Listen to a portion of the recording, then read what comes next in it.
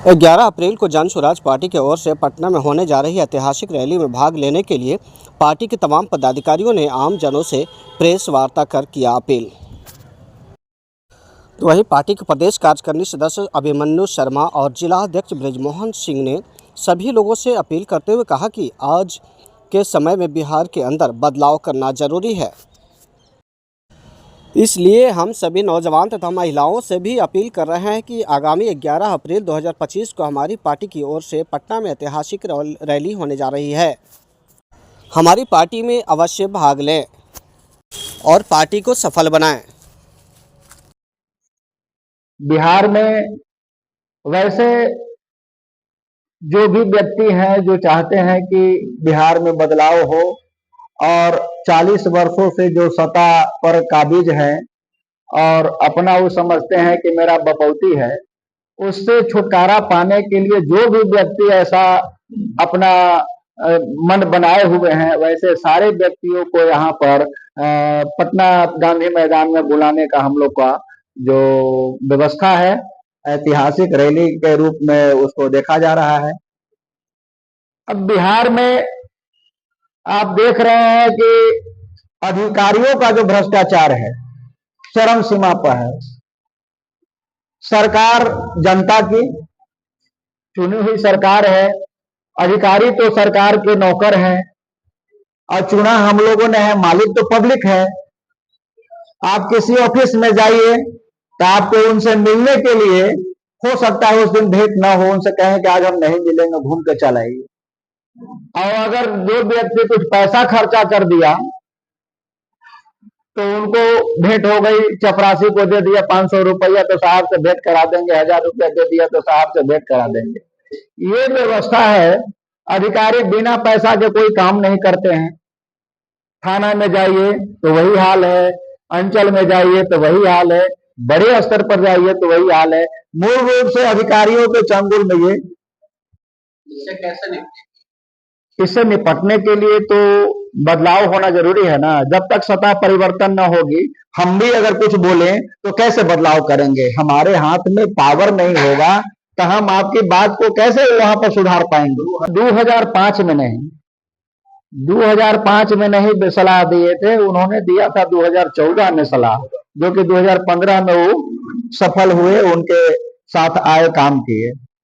तो उस समय प्रशांत जी एक प्रोफेशनल थे, उनको कोई दल या पार्टी से विशेष कोई लगाव या कहीं से वो बंधन में नहीं थे। आज उन्होंने अपना वो काम रोक दिया है और सिर्फ बिहार के विकास के लिए, बिहार को व्यवस्था में परिवर्तन के लिए उन्होंने अपना सारा काम रोक करके और बिहार में एक नई पार्टी का गठन करा करके आज सारा शक्ति उन्होंने बिहार में लगा रखा। ये प्रशांत जी की सरकार नहीं है। अगर बनती है जन सुराज पार्टी तो जन सुराज का मतलब है कि इसे जनता का राज, और हम जैसे हजारों कार्यकर्ता वहां मिल करके और सारी बातों को आपस में तय करते हैं, वही जन सुराज का आगे का कार्यक्रम होता है। इसलिए यह पार्टी किसी एक व्यक्ति का पार्टी नहीं है। बिल्कुल। तो आरजेडी के टाइम में जंगल राज दूसरी तरफ का था, आज का जंगल राज कल पब्लिक के तरफ से जंगल राज था, आरजेडी के कार्यकर्ताओं की तरफ से था, आज अधिकारियों की तरफ से जंगल राज। हाँ, ये बहुत इंपॉर्टेंट बात आपने कही है कि जातीय समीकरण बिहार में जो है बहुत बड़ा मामला है। मेरा कहना है कि हमारी पार्टी नौजवानों के लिए बहुत कुछ अपना तय कर रखा है, महिलाओं के लिए तय कर रखा है, किसानों के लिए तय कर रहा है। तो बताइए कि नौजवान में किसी खास जाति कोई आता है? नौजवान तो सभी जाति में है, नौजवान का कोई जाति नहीं होता है, महिलाओं का कोई जाति नहीं होता है और किसानों का कोई जाति नहीं होता है। तो हम लोग तो जाति से हटकर शुरू से ही अपना कार्यक्रम बनाया है। एमवाई समीकरण से तो अभी निपट गए हम लोग, 80% एम जो है हम लोग के साथ आ चुके हैं। एमवाई समीकरण तो निश्चित रूप से ध्वस्त हो जाएगा। जो हम लोग की तैयारी है और जो जनता का मिजाज है इस बार, वास्तव में जनता चाह रही है कि इन सभी पार्टियों से हमको निजात मिले और बदलाव चाहती है, तो निश्चित रूप से जन स्वराज पार्टी को सफलता मिलेगी। अप्रैल का जो रैली है वह बिहार बदलाव के लिए हम लोग रैली का आयोजन कर रहे हैं। इसमें मेरा पहला उद्देश्य है कि हम भ्रष्टाचार मुक्त समाज दें और शिक्षा में जो व्याप्त त्रुटियां आ रही है, जो परीक्षा में जो जिस तरह से परीक्षा का जो हुआ है भ्रष्टाचार, उस पर भी हम लोग आकलन कर रहे हैं कि उसकी भी सुरक्षा हम लोग दें। और तीसरी बात है कि हम लोग चाह रहे हैं कि बिहार के इस बदलाव में कुछ वैसे पद्धतियां भी आए कि शराबबंदी से जो हमारी क्षतियां हो रही है, शराबबंदी क्षति हो रही है, उस पर भी मेरा फोकस है। और व्यवस्था परिवर्तन में तीसरी बात और रखे हैं हम लोग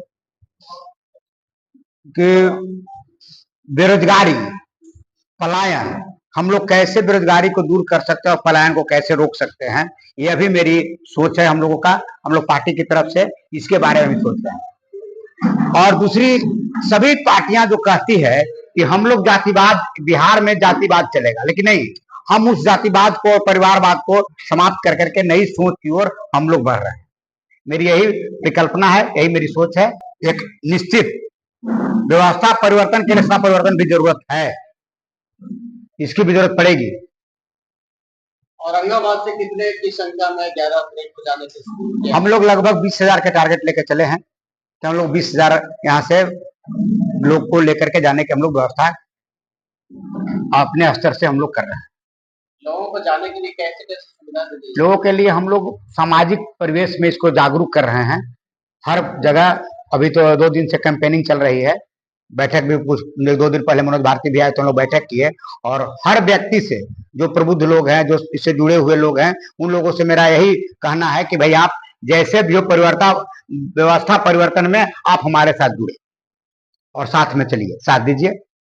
जाने की व्यवस्था पार्टी की ओर से नहीं की जा रही है, जाने की व्यवस्था स्वयं हम लोग को करना है। जो यहाँ के लोग हैं, जो स्थानीय लोग हैं, कार्यकर्ता हैं, और जो लोग व्यवस्था परिवर्तन के में हमारे सहयोगी होंगे, उनके साथ हम लोग जाएंगे। पार्टी की ओर से वहां पर रहने और खाने की व्यवस्था। खर्च का तो भी हम लोग टारगेट है 5 लाख आदमी को पहुंचने का। खर्च तो जो आने जाने का खर्च है, वो हम लोग जितने कार्यकर्ता लोग हैं, जो सामाजिक परिवर्तन चाहता है, जो प्रबुद्ध व्यक्ति, उन लोगों से होगा। लेकिन वहां रहने खाने का खर्च जो है वो संगठन करेगा।